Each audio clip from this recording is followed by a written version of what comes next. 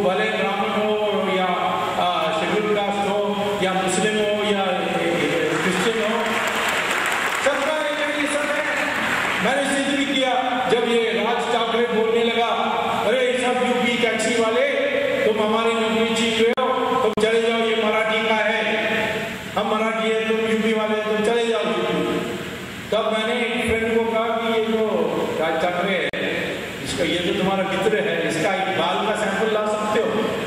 तो उन्होंने कहा हाँ, जब अगले बार हेयर कटिंग के लिए जाएगा तब मैं भी चल जाऊंगा और बाल सैंपल लाता हूँ। तो बाल का सैंपल लाया, फिर मैंने एक टैक्सी वाला को, यूपी टैक्सी वाला को 5 रुपया देकर उसका बाल थोड़ा काट लिया। मैंने हैदराबाद में टेस्ट के लिए भेजा, तो टेस्ट में निकला कि दोनों का DNA नहीं है।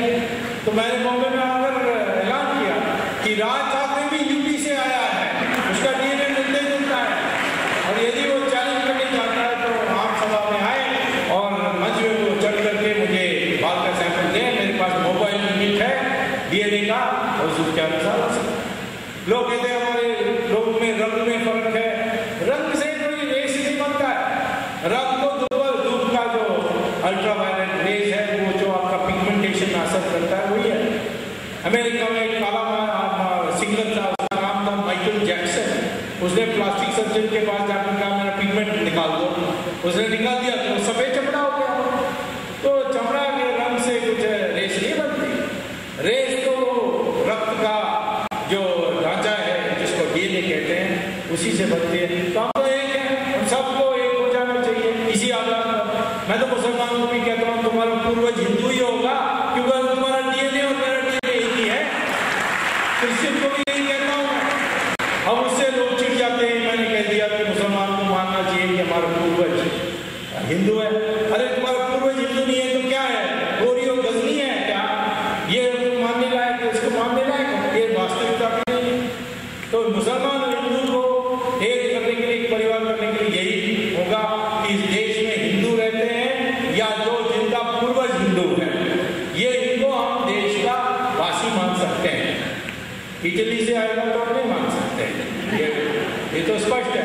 कोई बन जाए नागरिक तो टेक्निकली बन सकता है, पर तो इस देश का जो मूलवासी है, जब उसका जो DNA हमारे जैसे, और उसमें हिंदू, मुस्लिम, क्रिश्चियन, ब्राह्मण, शेड्यूल कास्ट सब एक है। तो ये एक ये जो विभिन्नता आई है, उसमें कई भ्रष्टाचार पैदा हो गए। आज ये पैसे के आधार पर सब समझते कि हम समाज में एकता पैदा कर सकते हैं। समाज में प्रतिष्ठा हमारे संस्कृति में कहीं भी नहीं है। समाज में प्रतिष्ठा जिनके पास धन नहीं है उनका धन बनाने में कोई आपत्ति नहीं, परंतु दान देने से ही समाज में प्रतिष्ठा है। ब्राह्मण का प्रतिष्ठा क्यों थी? क्योंकि वो ज्ञानी थे। महात्मा गांधी की प्रतिष्ठा क्यों थी? क्योंकि वो त्याग कर दिया था पूरा। मुझे अमेरिकन स्टूडेंट से पूछा जब मैं PhD करने के लिए गया, ये महात्मा गांधी तुम्हारा नेता कैसा बन गया? मैंने कहा क्यों, वो तो ठीक से कपड़ा भी नहीं पहनता है। मैंने कहा तुम्हारे देश में? देखा हमारे देश में तो सूट बूट और चमका हुआ जूता, तभी नेता मानेंगे। महात्मा गांधी आएगा तो हम उसको जेल में बंद कर देंगे फॉर इंडिसेंट एक्सपोजर, इस आधार पर बंद कर देंगे। फिर मैंने सोचा हाँ ये बात तो सही है। फिर मैंने कहा आपका धार्मिक गुरु सर वो भी देखो, diamond necklace, Ruby necklace, sapphire necklace, silk gown, बड़ी सजकर आते हैं वो, और हमारा सबसे बड़ा धर्म गुरु एक भगवा कपड़ा पहन करके घूमता है। तो इस देश में वो त्याग जो है उसकी पूजा होती थी, और इसीलिए पैसे के लिए लालच नहीं होती थी। पैसे कमाने में बुरा नहीं, पर ये जो लालच आ गई है ये ग्लोबलाइजेशन से, इसीलिए आज हमारे देश में भ्रष्टाचार बढ़ते जा रहे हैं। जितना पैसा बढ़ा उतना अच्छा है। हमारे विद्यार्थी भी जाते हैं कॉम्पिटिटिव एग्जाम करके IIM में। मैंने उनको लेक्चर देते समय बाद में पूछा क्यों आए आप यहाँ इतनी मेहनत करके, कॉम्पिटिशन करके? उन्होंने कहा इसलिए क्योंकि यहाँ से हमें MBA डिग्री मिल जाएगी तो हमें 1 लाख पर महीने की नौकरी मिल जाएगी। मैंने कहा बस इसीलिए तुम्हें मार्केटिंग थियरी में दिलचस्पी नहीं, फाइनेंस थियरी में दिलचस्पी नहीं है, ये पैसा बनाना है इसलिए? देखा हाँ यही है, पैसा है तो सब कुछ हो सकता है। राजनीतिज्ञों भी समझते हैं पैसा है तो चुनाव जीत सकते हैं। हाँ ये बात सब सही नहीं है। तमिलनाडु में लोगों ने दिखा दिया, करुणानिधि ने 1-1 करोड़ को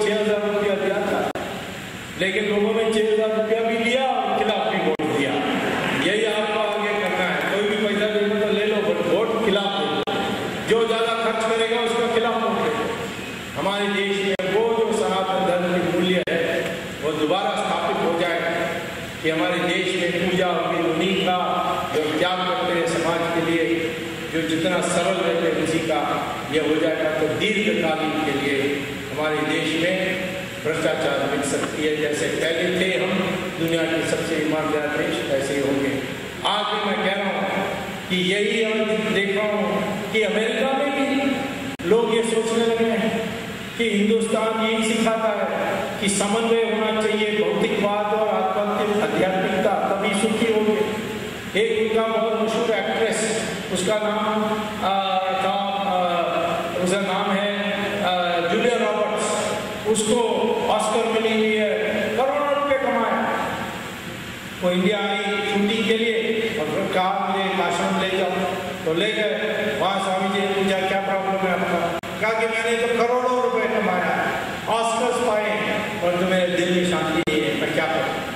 तो उसको 10 दिन रहने बोला, उसको प्राणायाम सिखाया, उसको योगा सिखाया, फिर भगवद गीता की शिक्षा दी और उनको सारी हमारी धर्म की मूल बातें बताई। वो इतनी प्रभावित हुई और कही कि मैं इतनी सुखी हो गई कि वापस अमेरिका गई, प्रेस कॉन्फ्रेंस किया उसने और उसने पति को भी खड़ा किया, बच्चों को भी खड़ा किया प्रेस कॉन्फ्रेंस में और कहा कि आज से मैं, मेरे पति और बच्चे सब हिंदू बन गए, यही एक रास्ता है और कोई हो सकता है दूसरे धर्म से भी होगा, परंतु हमारा एक धर्म में बड़ा स्पष्ट है कि त्याग की पूजा किसी धर्म में ओपनली होती है। यानी जो अपने ही त्याग करते हैं, यानी अपने को दूसरे के नुकसान करने के लिए त्याग नहीं, परंतु अपने की एक उदाहरण प्रस्तुत करते हैं, उन्हीं की पूजा होने वाली धर्म है। इसीलिए सब जगह में हम देख रहे हैं श्री रविशंकर के आश्रम में बड़े बड़े विदेशी, जब साईं बाबा थे तो खूब बड़े बड़े थे, मनस में शांति ढूंढने के लिए आए। आज सारे साधु सन्यासियों के इसमें स्वामियों का जो आश्रम है उसमें विदेशी भरे पड़े। विदेशों में भी आज अमेरिका में बड़े बड़े आश्रम खुल गए। हमारे लोग तो इतने पागल हो गए कि उनको पता नहीं है कौन असली है कौन नकली है। मेरा नाम लेते हैं सुब्रमण्यम स्वामी, ये भी होगा साधु। अब मुझे टेलीफोन आती है कि आप मुझे गीता का हम 25 लोग इकट्ठे हो रहे हैं, हम सब आपको 5,000 रुपए $5,000 देंगे, आप आखिर हमें बताइए भगवद गीता का संदेश क्या है। तो वहां चल रही है। तो धीरे धीरे मुझे लगता है बहुत असर, क्योंकि वहां लोग दुखी है। मैं भी कहता हूँ कि भौतिकवाद, सिर्फ भौतिकवाद पर चलेंगे, जितना पैसा कमाएंगे उतना हमें समाज में प्रतिष्ठा मिलेगी, जितना खर्च करके दुनिया को नीचा दिखा सकते हैं उतना अपनी गर्व है। ये जो सारी संस्कृति है ये भ्रष्टाचार को आगे ले जाएगी। इसको मिटाने के लिए, भ्रष्टाचार को मिटाने के लिए आज से हम लोगों को जरूर पैसा कमाना चाहिए, जरूर अपने जीवन का थोड़ा सुख के लिए देखना चाहिए, परंतु उसी समय ध्यान में रखना चाहिए कि लालच ना हो जाए और अपने जो देश के जो मूल सिद्धांत है और जो मूल मूल्य हैं उसके लिए हम करेंगे। यदि ऐसा होगा तो निश्चित तौर पर हम भ्रष्टाचार को दीर्घकालीन मिटा सकते हैं। जहाँ तक आज प्रक्रिया शुरू हो गई इसमें अब कोई रोक नहीं सकता और मैं भी चुप नहीं होने वाला हूँ। मैं तो सोने वाला नहीं हूँ जब तक ये सारे टूटी वाले अंदर चले जाएंगे। और इसके बाद एयर इंडिया का भी घोटाला बाकी है, CWG का भी बाकी है और लोग कहते हैं मुझे इसके बाद जर्मन के बाद कौन आएगा। मैंने कहा कि थोड़ा टारगेट प्रैक्टिस चाहिए तो मैं भड्रा को लाऊंगा, नहीं तो सीधा खत्म करना है तो सीधा सोनिया के पास पहुंचूंगा। तो ये भड्रा कल बेहोश हो गया, पता नहीं उसके बाद समाचार आ गई, मैं उसके पीछे पड़ा हूँ, पता नहीं। लेकिन ये सारे लोग ज़्यादा नहीं हैं और एक बार इन सबको सजा जाएगी तो आगे किसी को हिम्मत नहीं होगी करने के लिए। हमें इस देश को, इस इकोनॉमी को मुक्त कराने के लिए, हमारे चरित्र को शक्तिशाली बनाने के लिए और अपने देश के स्वाभिमान को बढ़ाने के लिए भ्रष्टाचार मिटाना एकमात्र हमारी लक्ष्य होनी चाहिए। और ये कभी निराश मत होइए कि यहाँ कुछ नहीं हो सकता, इस देश में कोई मंत्री नहीं पकड़ा जा सकता है, ये सब मुझे लोग पहले दिन से कह रहे हैं। अब से कहिए कि कुछ भी हो, कितना भी दिन लगे, परंतु इसको करना है। ये उत्साह के साथ आप सबको उत्साहित करिए, निराश किसी को मत करिए भ्रष्टाचार के संघर्ष में। यही मैं आपको कहकर सबको धन्यवाद। Thank you so much, Dr. Swami. Now we have an open session where we are seeking one or two questions.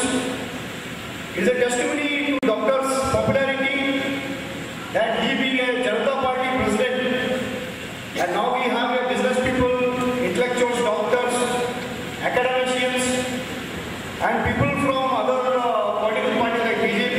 We have Prahlad Joshi and Shalarvi and Janata Dal. Mr. Horanty is there. So this is a conglomeration of like-minded people, I can say. I would like to have one or two questions only. If anybody interested, kindly. Hello. Mike. मेरा नाम विजय पवार है, दिल्ली का रहने वाला हूँ और जब से मैंने आपका पहला स्पीच सुना है तब से मैं आपका फैन हो गया हूँ। और मेरा क्वेश्चन ये है कि सर आपने सबके बारे में बताया, आपने ऑलरेडी इसके बारे में बात कितने दिन के लिए? थोड़े दिन। Yes sir. सो और उसको ऐसे पोर्ट्रेट किया जा रहा है कि वो सोनिया गांधी का दामाद नहीं, पूरे देश का दामाद, और वो जो भी एयरपोर्ट पे जाता है उसको सिक्योरिटी चेक नहीं है। Apart from being son in law of Sonia Gandhi, is just like common citizen like all of us. So इसके लिए डिस्क्रिमिनेशन क्यों है सर? आप उसके बारे में कुछ क्यों नहीं करते? मुझे डाइवर्ट हो जाऊंगा। ये सारे इसको जेल में अंदर ये सब ऑटोमेटिकली चली जाएगी। बड़ी चीज़ को करो, ये सब छोटी चीज़ें होती जाएंगी। ये तो एक कलम की बात है। सरकार बदल दो और सरकार बदल दें, इसके लिए कोर्ट में जाए लड़े, और उसके लिए लोग कहेंगे कि अब स्वामी बड़े बड़े चीज़ को छोड़ के छोटी चीज़ पे आ गया है। तो बुरी बात तो है, मैं मानता हूँ। और वो भी क्या कोई किस तरीके के चरित्र है उसका सब जानते हैं। और हो सकता है कि उसका डिवोर्स तो लगभग तय हो गया है। छोटी बातों में लड़ाई हो रही है हिस्सा मामले में, तो उसके बाद हो सकता है सोनिया गांधी खुद कहेगी इसका खत्म कर दो। मैं तो समझता हूँ कि ये विषय जो इसके लिए मेरा समय का सीमा होने के कारण मैं नहीं ले सकता, भाई कोई करे कर सकते हैं, परंतु तो इसके लिए बड़ी होशियारी से करनी चाहिए। नहीं तो पहले तो आपको RTI एप्लीकेशन लगानी चाहिए कि किस आधार पर किया, तो कुछ आधार तो पता लगे सरकार, तो उसको कैसे चैलेंज करें, ऐसा नहीं। सर मेरा सभी भारतवासियों की तरफ से एक ही निवेदन है कि किसी को मत छोड़िए सर, सबको ध्यान में डालिए सर। तो आप मैंने कहा ना, आप मुझे CBI के डायरेक्टर बना दीजिए, मैं कर दूंगा एक रात में।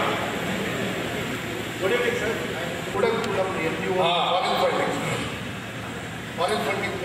कुडनकुलम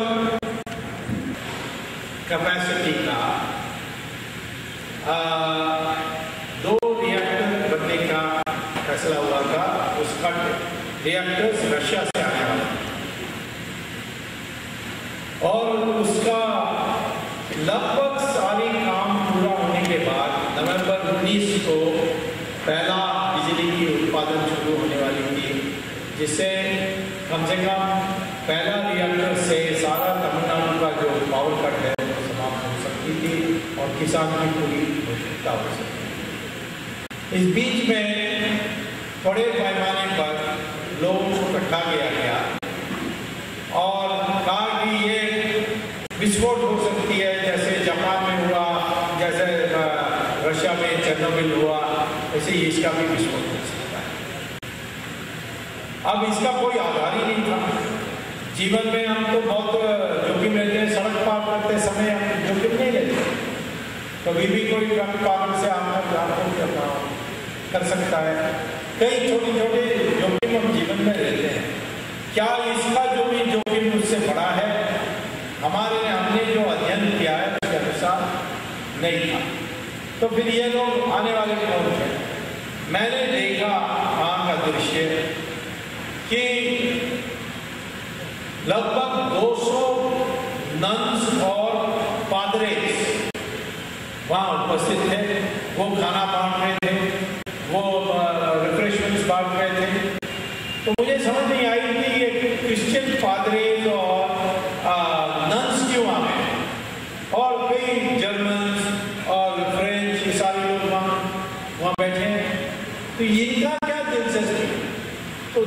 कि इसमें कई ऐसे NGOs हैं जिनको पैसा विदेश से मिलती है। क्यों ये कर रहे हैं?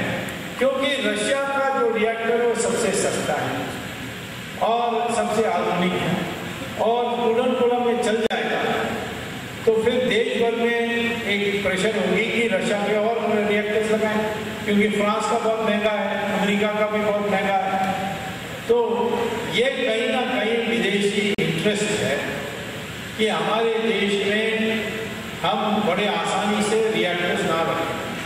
और जो कंडीशंस रशिया लगा रही है वो बहुत न्यूनतम है, कंडीशंस जो अमेरिका और फ्रांस लगा रही है वो ज़्यादा है।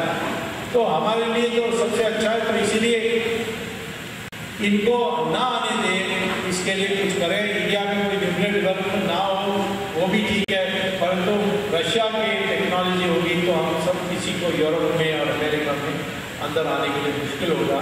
इसके पीछे विदेश के पैसे से प्रेरित ये सारी आंदोलन चली। मैं सितंबर मास में ही मैंने ये कह दिया था, लोगों ने कई लोग मेरे ऊपर नाराज हुए कि अनाप शनाप आरोप लगा दें, परंतु अभी प्रधानमंत्री ने भी यही बात कही है। अभी CBI ने केसेस रजिस्टर किए हैं और कोर्ट में ये बात सिद्ध होगी। सर मेरा क्वेश्चन आपसे ये है कि सर अभी रिसेंटली आप देखेंगे तो जो RTI है उनके मर्डर्स हो रहे हैं, like they feel like they are not secure. The same is the way you are doing the things. मैं क्यों जिंदा हूँ ये कुछ नहीं, आपके लाइफ को भी खतरा होता है। तो like even I want to raise many questions but I feel feared के कल मेरे साथ कुछ हो जाए। तो how to be secure and आप अपना ये जो आंदोलन भी चला सकते हैं and you should feel you are secure. देखो कब मरेगा ये तो पहले से तय है। कोई और आपको हथियार बन सकता है यमराज का, परंतु वो कर नहीं सकता। कभी कभी ये होता है प्लेन क्रैश हो जाती है तो 2-3 पैसेंजर बच जाते हैं, ये कैसे हुआ? तो मैं तो कहता हूँ कि ये सारी चीज़ें तुम्हारे दिमाग में आएगी तो कोई संघर्ष नहीं कर सकता, यही निराश है। तो इसलिए निराश करने की कोई भी बात हो उसको कहना नहीं चाहिए। आप इस बात का चिंता मत करिए, मैं भी कोई कम नहीं हूँ इनसे। मेरे ऊपर प्रहार करेंगे तो मैं जानता हूँ इसका प्रतिरक्षा मुझे क्या करना है और जवाब कैसा देना है। मेरे भी दोस्त हैं, दोस्तों दुनिया भर में बसे हैं, तो इसीलिए मैं तो इसकी चिंता नहीं करता हूँ। राष्ट्र की सेवा में कई लोग अपना जान देने की तैयार होते हैं। जो सेना में हैं आज उनसे यह सवाल पूछोगे कि मैदान में जाओगे गोली लग जाएगी तो क्या होगा? अब वो तो चार्ज तो लेना ही पड़ेगा। तो इसीलिए मैं कहता हूँ कि उत्साह के साथ रहो, भगवान पर विश्वास करो और आगे बढ़ो। Hello, my name is. After independence, there are many n number of scams happening. Side photographer. Yes. My question here is, whatever the scam is there, the way the voice is raised, after the scam is there, the minister resigns. There is the end of it. No, That's not in this one. Yeah, what I mean to say is, why can't there be a provision that entire assets, entire bank accounts be frozen of that whoever is the minister or anyone until his case is over, so that may be an example set for the country where there will be no corruption in future. Well, first of all, but once the charges have been framed and it is established that the assets, what they are and where they are, they can be under the Money Laundering Act, and that process is on 2G. I'm sure that Raja's assets will be frozen very soon. So will the assets of Maran and then ultimately Chidambaram and so on. So you can be assured that this question is seized out of our mind, and we will certainly work on it.